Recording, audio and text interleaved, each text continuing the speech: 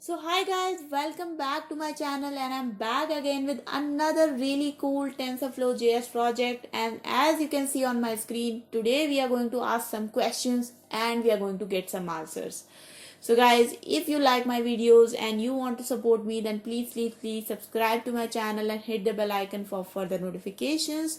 And if you like this video, then please do like it and share it with your friends as well. And without delaying it any further, let's get started and let's go straight to our demo. So guys, as you can see on my screen, I basically have a huge article here about Google. So basically it is about the history of Google, who founded it, and who is currently heading it, and where it was moved from, and where all the offices were, etc, etc, etc. So I don't want to read this article. I just wanted to have few questions in my mind, and I just wanted to take it as a unseen passage and ask my questions. So let's ask this TensorFlow, who founded Google? And let's see if actually TensorFlow JS can answer my question. And did you see guys, Larry Page and Sergey actually founded Google, and TensorFlow JS just reads this text and it just gives me the answer. So I don't have to actually read through it. And now I can ask like, who is the CEO of Google? So let's ask multiple questions just to be sure that this model is actually working right. And it is guys, you see that it correctly says that Mr. Sundar Pichai is the current CEO of Google. So guys, I hope you all are also excited to make this example with me. As all my TensorFlow JS examples, this is also going to be really simple, and we are all going to start with a simple HTML page.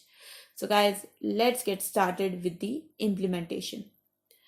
So now, first of all, I will just show you that this is the current code of what you have just seen. So we are not going to get further into this whole CSS and thing. We are just going to keep it really simple, because I know HTML and CSS all you guys can also do pretty much on your own. So let's first create this file, and I have this folder here with me, this empty folder test, and I will just write here index.html, and we are going to just open this file as an HTML file. So let's first create an HTML tag here, and the first thing which we see on our page is actually the paragraph itself, right? So what I will just do is I will just create a paragraph tag here, and I will just write the paragraph which we have just seen on the screen. So I will just copy paste this whole paragraph, and I will just write this paragraph here. Okay, and I will just put an ID of this paragraph tag like passage. Okay, now what I will do is I will just go to that location, and I will just print this HTML file, or just view this HTML file, index.html, and you can see that it is basically a simple HTML page in which we have written some text, some basic text, right? So what I want to do here is that I have this text here, and I want that my TensorFlow JS model should read this text and should be able to answer any question related to this text. So as all my TensorFlow JS tutorials before, the first thing which you have to do is you have to import the TensorFlow JS model and its library. So I will just copy paste the model and the library script tags from my example, which I just showed you the demo. So the first script tag is the TensorFlow JS script tag, and it gives us the TFJS object. And the second tag is a pre-trained model, which is the Q&A model. I will explain a little bit about this model in the end, but for the time being, you just think that this is a pre-trained model, and all we have to do is take this model and use it to get some or predict some answers of some questions. So now that you have your script loaded here, just go in this body tag, and we will write our own JavaScript here. So you can create a separate JavaScript file that would be much cleaner way to do. But as we are taking it as a very simple example, I am just going to write the script here itself, right? So the first thing you have to do is you have to take your model object and you have to load it. So I have my model Q&A. So I will just write more Q&A.load, which will just load the model. Once my model is loaded, then I will get a hold of my model object. So I have my model object here, and then I can use this model to basically ask any question out of this passage, right? So now you have your model. So all you have to do is do something like this: model dot find answers, and this find answers method actually takes two arguments. One is your question and one is your passage, right? So once you pass these two arguments here, then this model starts predicting the answers of those questions in this passage, and once those answers are predicted, then you can call this then function, and in this then function you can get the answers object like this. And once you have gotten your answers object, you can print them on your console, or you can just simply put them on your HTML page as well, right? So all I am going to do is I'm just going to console.log, and I'm going to print those answers on this console. So why I have written here answers? Why the plural, not a single answer? Because your model actually predicts multiple answers for a question. Definitely there is a probability associated with it. So the answer which is on the top of this array will have the maximum probability. So it is the most valid answer, right? So I am just console logging all these answers here. What you can do something like this is you can create a div here. Let's create a div, and let's create a br tag so that we can have a line break.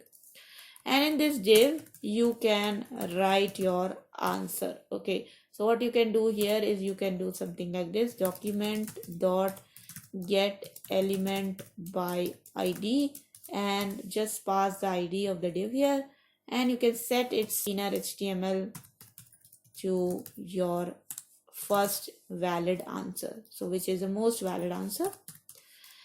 And then just write here dot text, and now you have to actually call this model. So you have to create this question and this passage object also. So first of all, if you want to create this question object, passage object, let's create passage first. So passage is nothing but your paragraph text. So my paragraph is having an ID called as passage. So document dot get element by ID, and just pass the ID of the paragraph here, and to get its text just write dot inner HTML, right? So now you will get the text of this paragraph, right?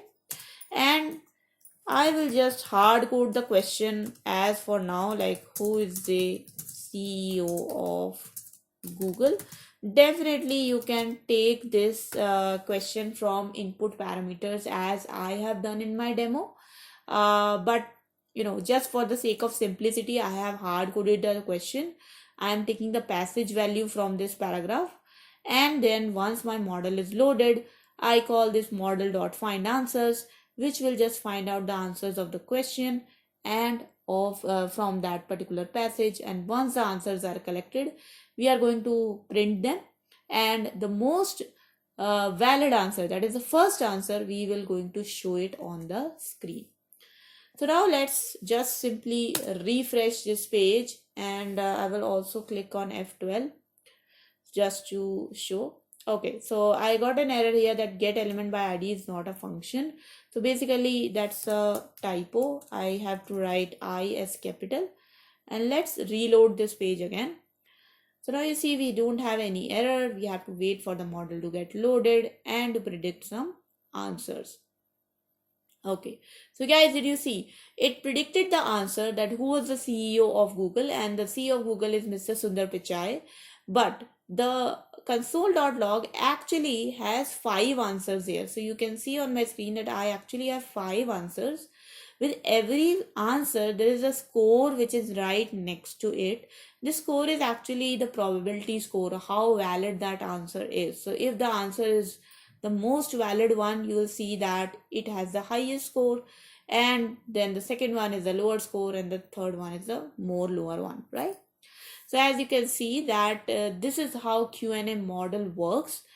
And I know that you guys must be thinking that I took one passage and I'm doing all the experiments on that. So let's not take only one only one passage. Let's go to this site which is having some coronavirus articles. And as we all know that this is a matter of concern, and we all have some questions about coronavirus, and we all want some answers pretty quickly.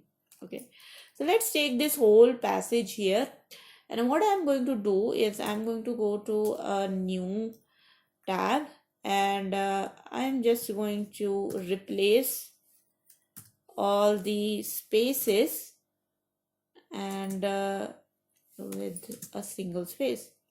Okay, so basically what I'm going to do here, I'm going to put all of these lines in one line so that all my answers are predicted correctly and there are no line breaks in between. And yep, so that is it. And let's take this whole paragraph, and I will take by example, my demo example, and instead of using that Google paragraph, I will just simply replace that with this coronavirus paragraph. Okay, so now let's open my demo index.html, and you can see that there is a very, very long paragraph of coronavirus here. I will just for formatting sake, I will replace this with one-liner code. Yes guys, so guys, just to explain it, why I copied this whole thing and pasted into my index.html, it is just because guys, if you have any line breaks in your paragraph, and because I'm using the HTML part of it for my unseen passage, in that case, if you have any line breaks, or if you have any other HTML syntax or semantics there, then what happens is that your model quite does not work very nicely. So that's why I just for formatting sake, I copied this paragraph and I pasted it back into the HTML, so that it just comes as a single line without any HTML any HTML conjunctions or any special characters. And now you can see that I have a whole huge paragraph, and let's see what is coronavirus. That's my question. That's everybody's question, that what is coronavirus and why is it still here with us. So I have submitted my questionnaire, and let's wait for some time.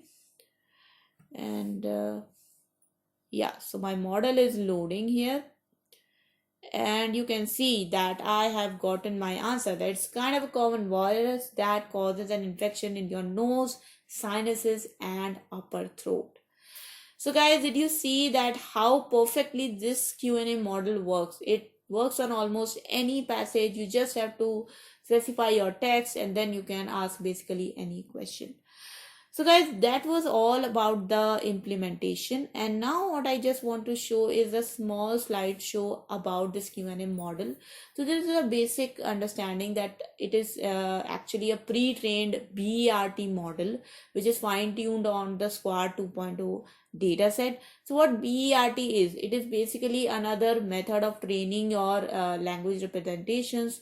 So basically what they do is that they take a lot of language text and they kind of build the relationships between the words, so that it is able to make out that okay, this word is related to this sentence, so the answer could be in that sentence.